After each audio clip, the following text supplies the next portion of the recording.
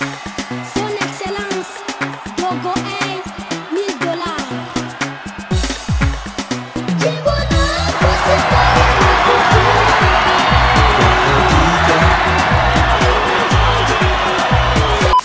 Salut à tous, nizere ko mumeze neza. Alors uno musi reka turabire hamwe histoire fascinante ya Rugerinyange Khaled canke Khaled ukivuze mu carabu ariko azwi cyane ku zina rya Dogo A. Perso numusani nakunda cyane à l'époque kubera yarakoze ibintu twiyumvira bidashoboka gushobora kumenyekana ukagira na carrière mu muziki ukiri umwana. Byari ibintu biri mind blowing à l'époque, ni nayo mpamvu nashatse kugaruka kuri uwo mustar no. Reka rero turabire hamwe parcours yiwe, ukuntu yavuye mu gukora amaclipe mu masite gushikaho asigara agira amaclipe kwa Président. Donc, asseyez-vous confortablement et c'est parti.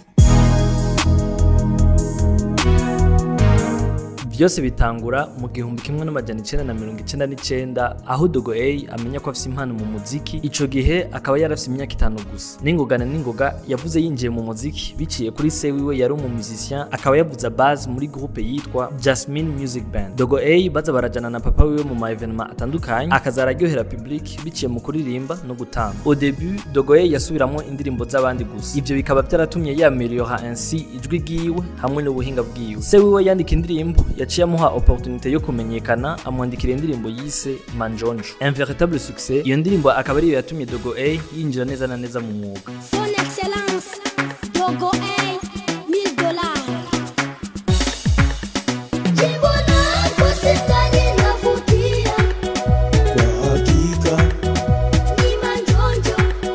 Iryo zina rya stage ngo Dogo A $1000 ni se wiwe yari muhaye kubera ico gihe $1000 yari amahera menshi cyane. Donc yari nka symbole d'authenticité, ikintu kiri unique. Dogo A enchaîne les succès avec des titres comme Matatizo,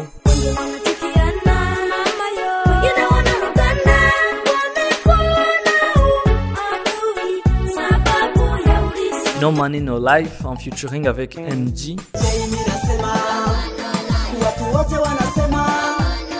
n'izindi. Le public iraba séduit par ce jeune prodige, ariko inyuma yo gukundwa hari ibintu byinshi byamugora cyane. Kuba icamamare kandi akiri umwana bitangura kumuremera. Ofete yifuza kuba umwana asanzwe, byaramugora kuronka equilibre hagati y'ubuzima bw'umwana n'ubw'icamamare. Ntiyashobora gukina n'abandi bana, baranabimubuza. Nk'akarorero akoze ikosa ku ishuri ntibamuhana nk'abandi bivuye mu kumenyekana kwiwe, kenshi barashwana n'ababyeyi kubera ivyo. Akandi karorero keza ni Michael Jackson avec les Jackson 5. Nkuko benshi mubizi na Michael Jackson yamenyekanye kuva kera akiri muto. Rero yarakunda kuvuga ingorane yagiye arahura nazo mu gukura ari camamare. Yiyumva nkuko hariyo parti y'ubuzima bwiwe atabayemo. Niyo mpamvu kenshi twabona akunda gukina n'abana kandi akuze. Urumva yarondera gusubiramo enfance yiwe. Dogo A nawe bakaba basangiye ico kintu. Ariko hariho n'amavantage yo kuba camamare. Sa carrière prend un tournant décisif lorsqu'il est remarqué par le président feu Pierre Nkurunziza. Arahita amujaniwe, Dogo A yimuka kwa Président bénéficiant d'un soutien sans limite. Cette période marque un grand changement muri carrière yiwe hamwe n'indirimbo ziri engagé nka Ubunebwe,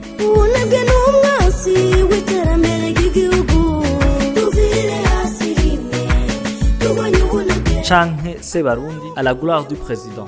Ico gihe wamengo sujya Dogo A tuzi kandi uko kuntu wamengo bashaka kumukuza ku nguvu na pression yari muriko birateba biramuruhisha. Fatigué par la vie de star, Dogo A yaciye afata ingingo yo kuva mu muziki kugira yiteho ivyigwa vyiwe. Yaciye aja kwiga hanze, agenda asize inyuma yiwe carrière yari kimeze neza. Urupfu rwa Président Nkurunziza mu 2020 rwatumye asohora indirimbo yo kumuha icubahiro no gushima ku vyo yamukoreye byose muri kahise.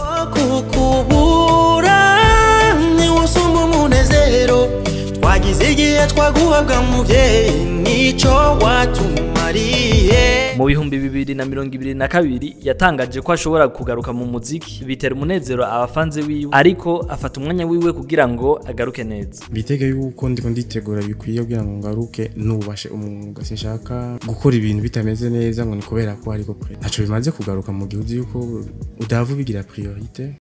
Mu ncamake, histoire ya Dogo A ni inyenyeri yaka imbere yo kuzima. C'est les espoirs d'un jeune prodige qui n'a jamais pu vivre pleinement son enfance. Parcours yiwe itwereka ingorane n'ibimazi abakiri bato bafise impano bahura navyo mu mwuga w'umuziki. Ariko naho byagenze uko, Dogo A yasize izina rikomeye mu muziki, yagiye arinspira abakiri bato, abacira inzira, abereka yuko ushobora kuririmba peu importe imyaka yawe. Twese turizeye gusura kumubona afashe micro asubire kuduha imiziki.